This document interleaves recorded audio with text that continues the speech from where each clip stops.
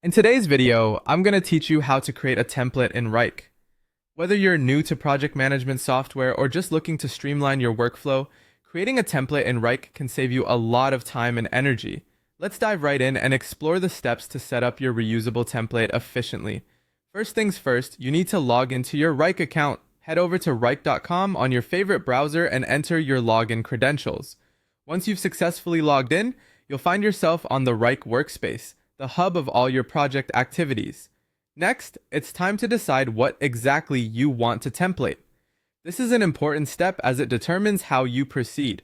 In Wrike, you can create templates for different elements such as a project, a folder, or even a task list or workflow. So, take a moment to think about what part of your process you repeat often and would benefit from turning into a template.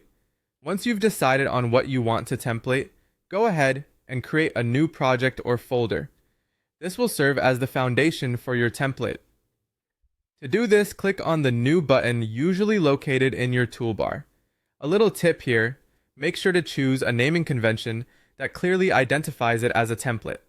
This will help you and your team identify it quickly in the future. Now, it's very important to mark this as a template.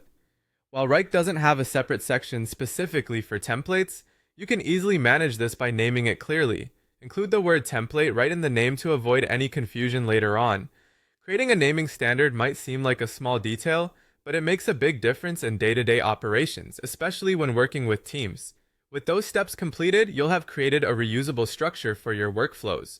What's great about templates is you don't have to start from scratch every time and can create consistency in your projects. Just remember, when you're ready to use the template, simply duplicate it and customize it for your current needs.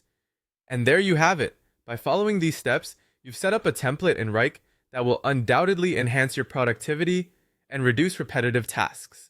Templates are a fantastic way to maintain consistency and efficiency within your team or personal projects.